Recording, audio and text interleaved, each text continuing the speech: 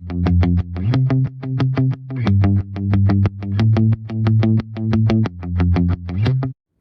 To Kamala's fantasy.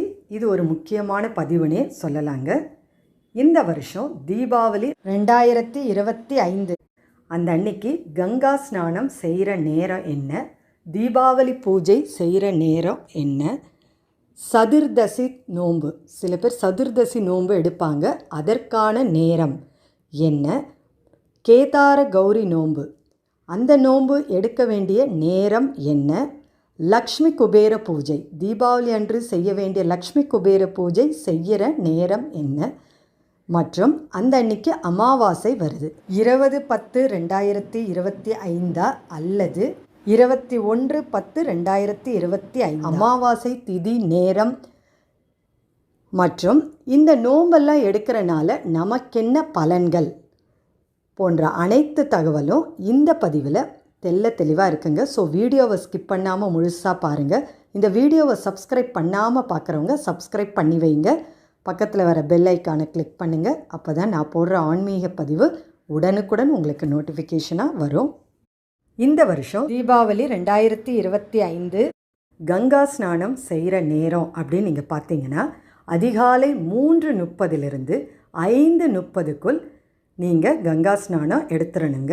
அது மட்டும் இல்லாமல் தீபாவளி பூஜை பலகாரம் வைக்கிறது, துணிமணிகள் எடுத்து வைக்கிறது, பட்டாசுகள் வைத்து தீபாவளி அன்று செய்ய வேண்டிய பூஜை அதுவும் நீங்கள் 6 மணிக்கெல்லாம் பூஜையை செஞ்சு முடிச்சிடணுங்க. அடுத்தது நீங்கள் பார்த்தீங்கன்னா தீபாவளி அன்று செய்கிற சதுர்தசி நோன்பு. சதுர்தசி நோன்பு பார்த்திங்கன்னா நிறைய பேர் இது தெரியாதுங்க. ஆனால் இந்த தெலுங்குக்காரங்க, செட்டியாருங்க அந்த மாதிரி உள்ளவங்க இந்த சதுர்தசி நோன்பு எடுப்பாங்கங்க. இந்த சதுர்தசி நோன்பு தீபாவளி அன்னைக்கு 20/10/2025 தாங்க எடுப்பாங்க. அதோட நேரம் அப்படின்னு நீங்கள் பார்த்தீங்கன்னா காலை 9:15 10:15 நீங்கள் நோன்பு எடுத்து முடிச்சிடணுங்க, சதுர்தசி நோன்பு எடுக்கிறவங்க. அதுக்கடுத்தது நீங்கள் பார்த்தீங்கன்னா தீபாவளி அன்று செய்யக்கூடிய கேதார கௌரி நோன்பு. பொதுவாக கேதார கௌரி நோன்புன்றது 21 நாட்கள் எடுக்கிற ஒரு நோன்புங்க. 21 நாட்கள் விரதம் இருந்து எடுக்கிற ஒரு சக்தி வாய்ந்த நோன்பு. இந்த நோன்பு இந்த வருஷம் எப்போ ஆரம்பிச்சது அப்படின்னு நீங்கள் பார்த்தீங்கன்னா 1/10/2025 ஆரம்பித்து அது முடிகிற நேரம் பார்த்தீங்கன்னா 21/10/2025 தீபாவளி அன்னைக்கு அந்த நோன்பு முடிப்பாங்கங்க. சில பேர் 21 நாட்கள் இருப்பாங்க, சில பேர் 14 நாட்கள் 7 நாட்கள் அந்த மாதிரி இருப்பாங்க. சில பேர் ஒரே ஒரு நாள் மட்டும் அந்த கேதார கௌரி நோன்பு எடுப்பாங்க, அதுவும் தீபாவளி அன்னைக்கு எடுப்பாங்க. சரி, இப்போ கேதார கௌரி நோன்பு எந்த நேரத்தில் எடுக்கணும் அப்படின்னு நீங்கள் பார்த்தீங்கன்னா 20/10/2025 அதாவது அந்த அன்னைக்கு அமாவாசை திதி பார்த்திங்கன்னா மாலை நேரத்தில் ஆரம்பிக்குது. 4:14 ஆரம்பித்து மறுநாள் 21/10/2025 மாலை 5:48 வரைக்கும் இருக்குது. அப்போ நீங்கள் 20ஆம் தேதி மாலை நேரத்துலேயும் நோன்பு எடுக்கலாம். அப்படி இல்லைன்னா 21ஆம் தேதி காலையிலேயே நோன்பு எடுத்து மாலை நேரத்தில் நோன்பை நீங்கள் முடிச்சிடலாங்க. இது மட்டும் இல்லாமல் கேதார கௌரி நோன்பு எப்படி எடுத்து எப்படி பூஜை செய்யணும் அப்படின்ற பதிவு நான் தெளிவாக தனியாகவே போட்டிருக்கேன். அதோட லிங்க் நான் டிஸ்கிரிப்ஷனில் தரேன், தேவைப்படுறவங்க செக் பண்ணி பார்த்துக்கோங்க. அடுத்தது தீபாவளி அன்று செய்ய வேண்டிய லக்ஷ்மி குபேர பூஜை. லக்ஷ்மி குபேர பூஜை எப்போ செய்யணும் அப்படின்னு நீங்கள் பார்த்தீங்கன்னா அதுவும் அமாவாசை திதி இருக்கிற நேரத்தில் செஞ்சால் மிகவும் சிறப்பு விசேஷமானது. அந்த அன்னைக்கு அமாவாசை திதி மாலை 4:30 மணி மேலே தான் ஆரம்பிக்குது. ஆகையால் மாலை நேரத்தில் நீங்கள் செய்யணுங்க.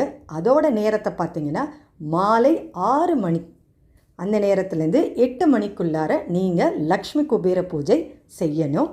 லக்ஷ்மி குபேர பூஜையில் நாம் எப்படி காயின்ஸ் வச்சு அர்ச்சனை பண்ணணும், என்ன நெய்வேத்தியம் வைக்கணும், நாம் குபேர எந்திரம் எப்படி வரைஞ்சி பூஜை செய்யணும் போன்ற அனைத்து தகவலும் அடங்கிய ஒரு தனி பதிவாகவே கொடுத்துருக்கேன். அந்த பதிவோட லிங்க்கும் நான் இந்த டிஸ்கிரிப்ஷனில் கொடுக்குறேன், தேவைப்படுறவங்க செக் பண்ணி பார்த்துக்கோங்க.